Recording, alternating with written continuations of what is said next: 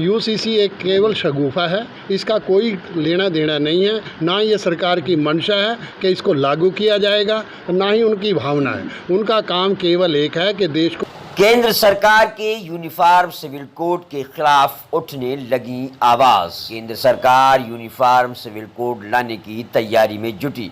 केंद्र सरकार की यूनिफॉर्म सिविल कोड को लाने के खिलाफ में राजस्थान मुस्लिम फोरम, जाट महासभा राजस्थान, आदिवासी विकास परिषद, जमाते उलमाए हिंद राजस्थान, जमाते इस्लामी हिंद राजस्थान, मशी शक्ति समिति राजस्थान, बौद्ध Mahasabha, Sikh Samaj, forum for democracy and communal amity, Dalit Muslim Ekta Manch, Meghwal Mahasabha Rajasthan, Shia Muslim समुदाय, Ambedkar welfare society, bar council Rajasthan, Ambedkar right party of India Rajasthan, social democratic party of India Rajasthan, Azad Samaj party, welfare party of India Rajasthan, Rajasthan democratic front, association for protection of civil, all India Jamiatul Quraish, all India Milli council सहित देश भर की अनेक संस्थाएं कर रही हैं बहिष्कार। यूसीसी एक केवल शगुफा है। इसका कोई लेना देना नहीं है, ना ये सरकार की मंशा है कि इसको लागू किया जाएगा, ना ही उनकी भावना है। उनका काम केवल एक है कि देश को बांटना कैसे है। उस बांटने के लिए आज की स्थिति में वो 2024 के लिए इसको लेकर आए। जैसे सीए लेकर आए थे, जैसे एनआरसीसी की बात हुई थी, आज वो इस बात को लेकर हमारे सामने आए हैं। मैं समझता हूँ कि ये टोटली रिजेक्टेबल आइटम है और इसके ऊपर कोई चर्चा का इशू ही नहीं बनता। इसके ऊपर कोई चर्चा नहीं होनी चाहिए। दूसरी बात यह है कि जो आरएसएस की मंशा है कि देश के सामने ये एजेंडा रख दिया जाए, जिसके लिए उन्होंने क्या किया है कि 80 करोड़ लोगों को भिखार्थी बना दिया, जिनको वो लाभार्थी कह रहे हैं, उनको भिखार्थी बना दिया है कि 5 किलो अनाज पर वो पलें और बड़े हों। क्या इस देश की इस अपमानजनक स्थिति से इस देश को निकलना चाहिए था? सवाल इसका होना चाहिए था कि देश किस हालात से गुजर रहा है। अभी मणिपुर में जो हालात पैदा हुए हैं, वहाँ देश जल रहा है। क्या ये देश को बांटना चाहते हैं या देश को एक रखना चाहते हैं? ये सवाल है।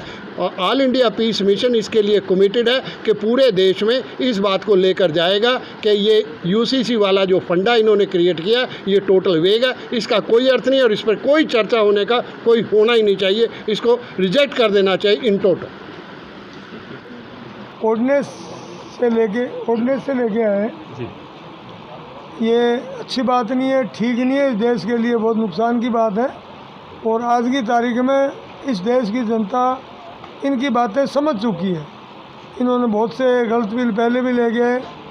किसान आंदोलन जो था वो एक काले कानून लेके आए, आखिर इनको वापस लेना पड़ा। उससे पहले किसानों के 2-3 बिल ये लाने की कोशिश करी, वो नहीं ले पाए थे।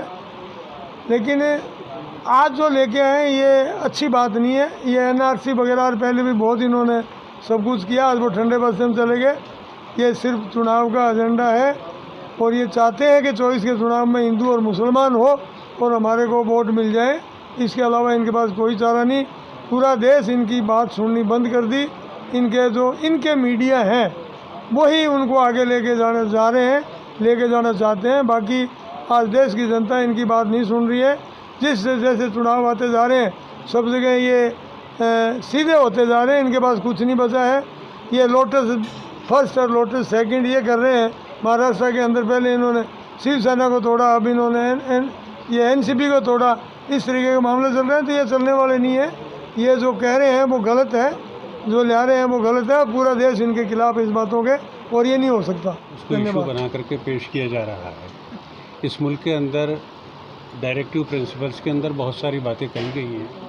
उसमें लोगों को शिक्षा का अधिकार जो है उसके बारे में कहा गया है। लोगों के दरमियान में जो है आर्थिक विषमता जो है उसको ख़त्म करने की बात कही गई है। लोगों के अंदर जो है और दूसरी बहुत शराबबंदी की बात कही गई है, जिससे लाखों करोड़ों बल्कि देश की 95% जनता जो है वो मुतासिर हो रही है। तो उन इश्यूज़ को जो डायरेक्टिव प्रिंसिपल्स के अंदर ये बातें कही गई हैं, उनके ऊपर सरकार काम नहीं करके एक ऐसा इशू छोड़ना शुरू कर रही है यूसीसी के नाम के ऊपर, जो पॉसिबल नहीं है। और उस पर मिसाल ये है कि यहाँ पर जो लोग मौजूद हैं, विभिन्न धर्मों के ज़िम्मेदार भी यहाँ पर मौजूद हैं, विभिन्न समाजों के ज़िम्मेदार भी मौजूद हैं, SC ST OBC माइनॉरिटी और जनरल कास्ट के ज़िम्मेदार भी मौजूद हैं, विभिन्न सामाजिक संगठनों के ज़िम्मेदारान भी मौजूद हैं, जो एक स्वर से ये कह रहे हैं कि ये चीज़ नाकाबिल अमल है।